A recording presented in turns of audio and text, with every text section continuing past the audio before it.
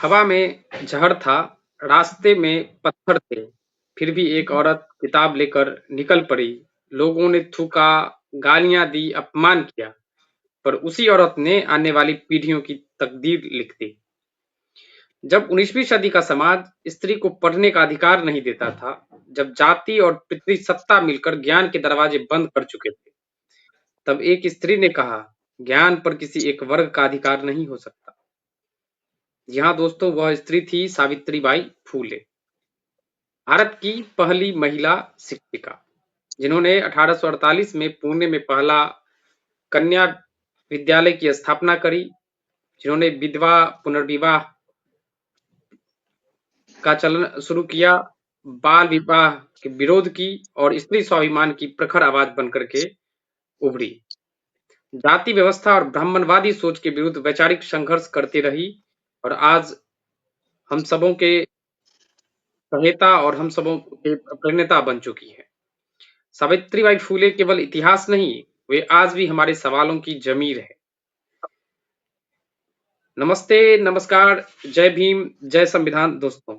आप सभी का स्वागत है सत्यबोध के इस विशेष कार्यक्रम में, जहां हम सवाल पूछते हैं, सच कहते हैं और समाज को आईना दिखाते हैं। मैं हूं केशव कांति और आप देख रहे हैं सत्यबोध।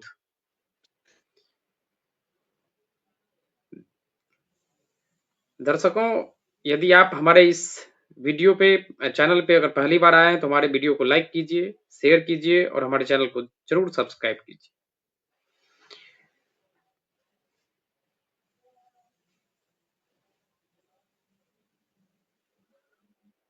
उसी दौर में एक स्त्री खड़ी हुई जिसने कहा, अगर ज्ञान पर पहरा है तो उस पहरे को तोड़ना ही सबसे बड़ा धर्म है। वह स्त्री थी सावित्रीबाई फूले, जिन्होंने दलित बहुजन स्त्रियों को केवल अक्षर नहीं सिखाए, आत्मसम्मान पढ़ाया। इसलिए उनकी जयंती सिर्फ जन्मदिन नहीं, यह नारी चेतना का एक पर्व है। आज इस विशेष चर्चा में हमारे साथ उपस्थित हैं इंजीनियर सुखित नयन बौद्ध जी, जो कि all India backward class federation Bihar के संगठन महासचिव है। बौद्ध जी सामाजिक न्याय के सजग प्रहरी, दलित बहुजन आंदोलन के वैचारिक स्तंभ और फूले आंबेडकर विचारधारा के जमीनी संवाहक हैं। तो हम बौद्ध जी का इस विशेष कार्यक्रम में और मां सावित्रीबाई फूले की जयंती पर अनेक शुभकामना देते हुए आपका सर स्वागत करते हैं।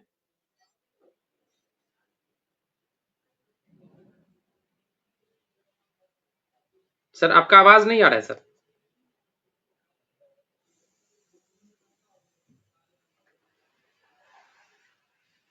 आवाज नहीं आ रहा है सर। नमस्कार साथियों, आप देख रहे हैं सत्यबोध न्यूज, जहां जयंती केवल पुष्पांजलि नहीं, वैचारिक जागरण का पर्व होती है। आज हम स्मरण नहीं, संघर्ष का उत्सव मना रहे हैं।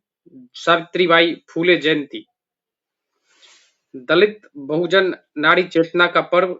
19वीं सदी का भारत, जहां दलित बहुजन स्त्री के लिए शिक्षा सपना नहीं, अपराध मानी जाती थी, उसी दौर में एक स्त्री खड़ी हुई जिसने कहा, अगर ज्ञान का परपहरा है तो उस पहरे को तोड़ना ही सबसे बड़ा धर्म है। और वह स्त्री थी सावित्रीबाई फूले, जिन्होंने दलित बहुजन स्त्रियों को केवल अक्षर नहीं सिखाया, आत्मसम्मान भी पढ़ाया। इसलिए उनकी जयंती सिर्फ जन्मदिन नहीं, यह नारी चेतना का एक पर्व है। आज इस विशेष चर्चा में हमारे साथ उपस्थित हैं इंजीनियर सुखित नयन बौद्ध जी, जो कि all India backward class federation Bihar के संगठन महासचिव हैं। बौद्ध जी सामाजिक न्याय के सजग प्रहरी हैं और दलित बहुजन आंदोलन के वैचारिक स्तंभ और फूले आंबेडकर विचारधारा के जमीनी संवाहक हैं। बौद्ध जी, आज माता सावित्रीबाई फूले की जयंती पर आपका इस चैनल पे स्वागत है सर। जी केशव कांति जी, जी आपका आपके चैनल का, साथ ही इस चैनल को लाइक सब्सक्राइब करने वाले, सेंड करने वाले तमाम लोगों का मैं दिल की गहराई से जय संविधान के साथ नए वर्ष की शुभकामना देता हूं।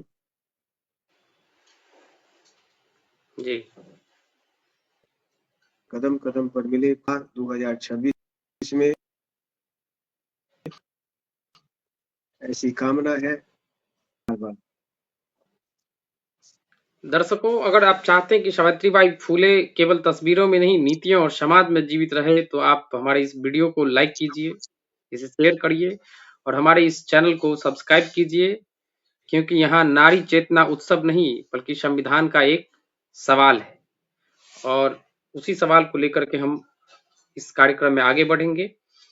सर, कबीर कहते हैं, जिन खोजा तिन पाइया गहरी पानी पैठ, और सावित्रीबाई फुले ने ज्ञान के उसी गहरे पानी में उतर करके दलित बहुजन स्त्रियों को किनारे तक पहुंचाया। एक शायरी है, जिस दिन बेटियों ने सवाल करना सीख लिया उसी दिन हर जंजीर कमजोर पड़ गई। और एक मुहावरा है, दीपक अंधेरे से डरता नहीं बस जलता रहता है। सावित्रीबाई वही दीपक थी हमारे समाज के लिए, हमारे देश के लिए, हमारे इस संसार के लिए। यह संघर्ष केवल सामाजिक नहीं था, यह सत्ता संरचना के विरोध प्रतिरोध था। बाबा साहब भीमराव अंबेडकर ने कहा था, जब तक समाज में नारी और दलित सम्मान नहीं होंगे तब तक लोकतंत्र खोखला रहेगा। और सावित्रीबाई फुले उसी लोकतंत्र की पहली शिक्षिका थी। आज सवाल यह है, क्या हमारी राजनीति दलित बहुजन नारी चेतना को आगे बढ़ा रही है या केवल भाषणों में कैद कर रही? तो बौद्ध जी, आज चूंकि माता सावित्रीबाई फुले की जयंती है, तो हम अपने इस चैनल के माध्यम से आपसे यही जानना चाहेंगे और हम अपने दर्शकों को यही जानकारी पहुंचाना चाहेंगे कि हम सभी बहुजनों को माता सावित्रीबाई फुले की जयंती को पुरजोर तरीके से क्यों मनाना चाहिए? ठीक है केशव कांति जी। हेलो जी। केशव कांति जी, क्यों मनाना चाहिए, ये बहुत ही अच्छा प्रश्न है। हम लोग पिता, आपकी माँ आपके लिए जो कुछ करते हैं,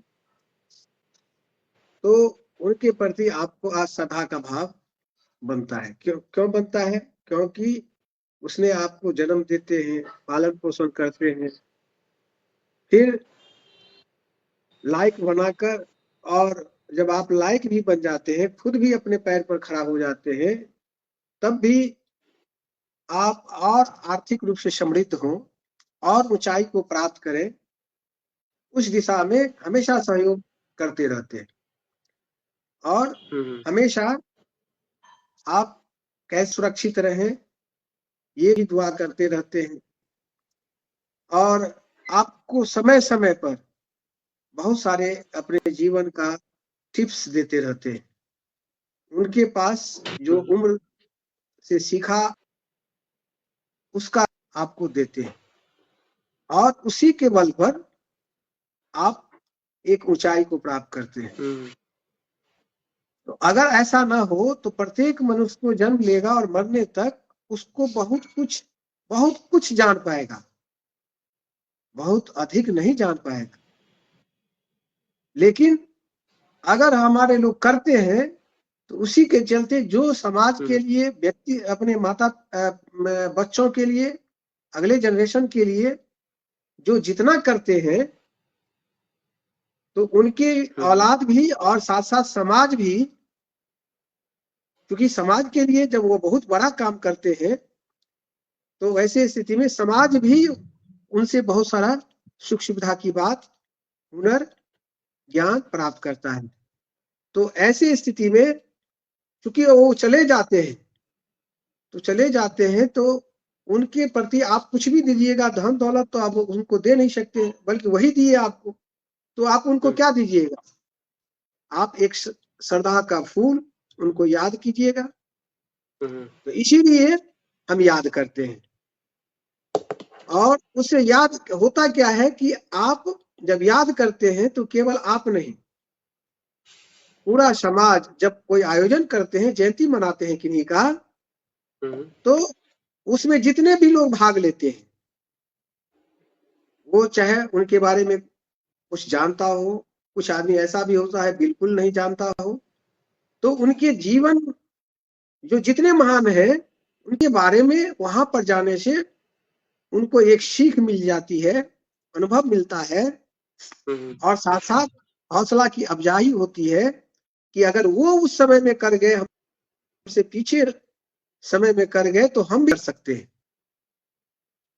जी, तो मैं बताया ही आपको कि इसलिए मनाना चाहिए क्योंकि जयंती मनाने से उनके द्वारा किए हुए तमाम कार्यों की जानकारी हमें मिल जाती है, जो आज के आपके जीवन में भी वो जानकारी उनको सफल बनाएगा। इसीलिए, और चूंकि यह समाज के लिए गए हैं, सभी लोगों के लिए कर गए हैं, समाज की तरह का उस समय में बहुत बड़ा पर बोझ था कि मकरूर परिंदों को ऐलान गया, फैयाद नशेमन को अब बात है का व्यवस्था था, लेकिन इसका बिना परवाह किए हुए उन्होंने समाज के लिए अपने आप को लगा दिया।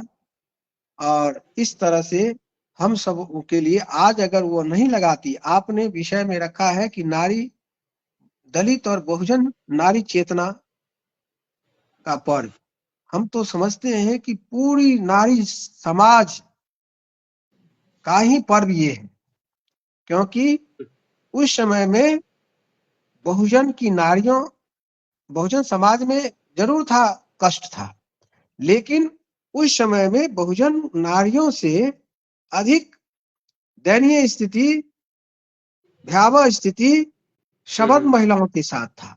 खास कर पेशवा माने ब्राह्मण समाज की जो महिलाएं थी, उनके साथ बहुत विभत्स रूप में उनके साथ व्यवहार था। तो इन्होंने पूरे नारी समाज के लिए काम करने का काम किया। तो बाधाएं कब बांध सकी है आगे बढ़ने वालों को, और विपताएं कब रोक सकी है मरकर जीने वालों को। तो ये अपने समझिए अपना जान अपने मुट्ठी में रखकर चलती थी, और लेकिन समाज के लिए जो ठानी वैसा, ये सत्ता परिवर्तन ही उनका उद्देश्य था, व्यवस्था परिवर्तन उद्देश्य था। और शिक्षा के बारे में हमने जो पढ़ा है कि हमारा शिक्षा क्या होना चाहिए, माय शिक्षा इज फॉर माय सोसाइटी। अगर हम विवेकी जीव हैं, हम जानवर से ये कल्पना नहीं कर सकते हैं, उससे हम ये उम्मीद नहीं रख सकते हैं कि जानवर किसी दूसरे का भला कर सकता है। उसके पास विवेक नहीं है, सोचने समझने, उस पर माने कार्यक्रम तैयार करने, समस्या का निदान करने का कोई उसके पास विवेक नहीं है।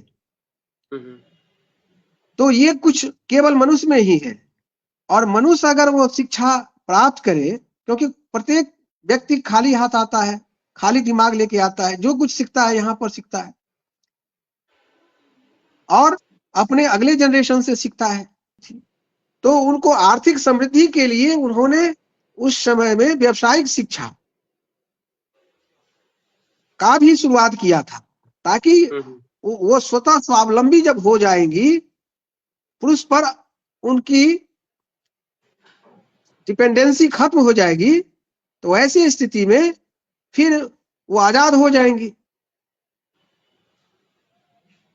तो इस तरह का, तो वो जितनी भी बात शोध की, फिर महिलाओं के लिए जो विभिन्न तरह का बच्चा, किसी को अगर विधवा के को मैंने किसी तरह से प्रेग्नेंट कर दिया जाता था समाज में, तो उन लोगों को अपने यहाँ प्रसव गृह बनवाकर सुरक्षित, बिना नाम एड्रेस ये सब बताए हुए उसके बच्चे को वहां प्रसव कराया जाता था। फिर उसका बाल गृह में ही उनका अध्ययन, अध्यापन, तमाम तरह की बातें होती थी। तो ये जो एक हम लोगों को आइडिया दिए हैं, उसके लिए 9 लाइन की पंक्तियां हैं। तो उनके बताए हुए सिलेबस पर उनके विचारों को अपने जीवन में उतार कर, अगर हम लोग उतारते हैं, उनके बताए हुए रास्ते पर चलते हैं और इस तरह से क्रियाकलाप करते हैं, तो सही मायने में हमें इस तरह से इनका जयंती मनाना चाहिए कि इनके जयंती में उनके तमाम मैंने क्या कहते हैं, तैयार किया गया जो उनका सिलेबस था, क्यों किया गया, जो आज के डेट में भी उसकी जरूरत है महिला सशक्तिकरण की दिशा में, तो उस बात को उसमें रखकर, ताकि आम हमारी बच्चियां जो कम उम्र में है उसको एक हौसला मिल जाए, एक तरीका मिल जाए और जीवन में वह उस दिशा में काम कर सके, ताकि उसका गृहस्थी सुखद सार्थक हो सके, सफल हो सके। तो इस तरह से हमको प्रत्येक समय हमें पाक्षिक भी मनाना चाहिए। जब भी हो आपको मन लगे तो सावित्री बाई की जीवनी को हमें समाज में महिला मंडलियों के बीच बताना चाहिए। तो इस तरह से हमें इसका जयंती मनाना चाहिए। और कब तक, तो हम तो कहते हैं कि हमारी आधी आबादी को इन्होंने जो एक विचारधारा दिया, काम करके दिखाया, उनके लिए जो काम किया, उनके लिए जो हौसला अफजाई की बात है, तो इसलिए तो मैं तो कहता हूं कि न जीने की खुशी न मरने का गम, बहुजनों को या जो कोई भी इनके क्रियाकलाप से सहमति रखते हैं, उनको न जीने की खुशी न मरने का गम, जब ताउम्र जब तक जिंदा रहे तब तक इनकी जयंती मनाते रहे हम सब। इसी बात, इस तरह से हमको इनकी जयंती तब तक मनाना चाहिए, मनाया जाता रहना चाहिए। न जीने की खुशी न मरने का गम, जब तक जिंदा रहेंगे तब तक इनकी जयंती मनाते रहेंगे हम। इस तरह से इनकी जयंती मनाई जानी चाहिए, इतने दिनों तक मनाई जानी चाहिए। मतलब कभी भी अगर आप किसी भी उम्र में और हमेशा के लिए समाज में अगर इनकी जयंती मनाई जाती रहे तो हमेशा समाज को संबल प्रदान करेगा, और नारियों को तो बहुत अधिक, और पुरुष समाज को भी एक चैलेंज मिलेगा कि नारी होकर उन्होंने ऐसा काम कर दिया, माइलस्टोन गाड़ दिया, तो पुरुष भी इस क्षेत्र में आगे प्रेरणा लेकर आगे काम कर सकेंगे। जी जी, बहुत बहुत धन्यवाद सर। उस समय में ऐसा था, हम कह सकते हैं झूठों ने झूठों से कहा कि सच बोलो, आज भी वो है। सरकारी ऐलान हुआ कि सच बोलो, घर के अंदर झूठों का एक मंडी है और दरवाजे पर लिखा है कि सच बोलो। तो केवल सच का प्रोपगंडा खड़ा कर सबका साथ सबका विकास, विभिन्न तरह से कि हमारा धर्म कहता है कि वसुधैव कुटुंबकम की बात, विभिन्न तरह की बात करके, लेकिन वहां पर क्या है, मंडी है जहां पर झूठ का ही कारोबार होता है। तो इससे बचने का तरीका मां सावित्री ने सत्यशोधक समाज के थ्रू शोध करके हम बहुजनों के लिए, मानव समाज के लिए ही उन्होंने सत्य की अलख जगाया और समाज को वास्तविकता से रूबरू कराने का काम किया। जी केशव जी। जी, बहुत बहुत धन्यवाद सर आपका। ये आपने सावित्रीबाई फुले की जयंती पर इतना हम बहुजनों को ज्ञानवर्धक बात बताने का प्रयास किए। दर्शकों, सावित्रीबाई फुले की जयंती माल्यार्पण का नहीं, मूल्य पुनर्पाठ का दिन है। यानी कि हमें उन्हें याद करने का, उनके द्वारा दिखाए गए रास्तों को याद करने का दिन है। सिर्फ एक उत्सव नहीं, उनके विचारों को अपने जीवन में उतारने का भी जो यह दिन है, एक संकल्प का दिन है, एक प्रण का दिन है कि हमें उसी दृढ़ संकल्प के साथ, उसी आत्मसम्मान के साथ, उसी गौरव के साथ जो है उनके विचारों को लेकर के आगे बढ़ना होगा। अपने दलित बहुजन समाज को आगे बढ़ाने के लिए उनके विचारों से प्रेरणा लेकर के अपने समाज को एक नई दिशा देनी होगी। और जब तक दलित बहुजन स्त्री डर से मुक्त नहीं होगी, तब तक ज्ञान से युक्त नहीं होगी। इसलिए डर से मुक्त होकर के ज्ञान से युक्त होना है। और सावित्रीबाई फुले जिन्होंने शिक्षा को ही अपना मार्ग बनाया, हर एक जंजीरों को तोड़ने का, बस उस जंजीर को तोड़ने की आवश्यकता है। और जब तक हमारे समाज के हर एक व्यक्ति शिक्षा और ज्ञान से युक्त नहीं होंगे, तब तक सावित्रीबाई फूले का एक जो सपना है इस समाज को लेकर के, जो सपना वो देख के गई है, वो अधूरा ही रह जाएगा। तो उस सपना को हम लोगों को पूरा करना होगा। इसलिए कहते हैं, जो पढ़ेगा वही लड़ेगा, और जो लड़ेगा वही बदलेगा। बौद्ध जी का इस वैचारिक चर्चा के लिए आपका बहुत बहुत धन्यवाद। और दर्शकों, जुड़े रहिए सत्यबोध न्यूज के साथ, जहां नारी चेतना, संविधान और समाज एक साथ चलते हैं। जय भीम, जय संविधान।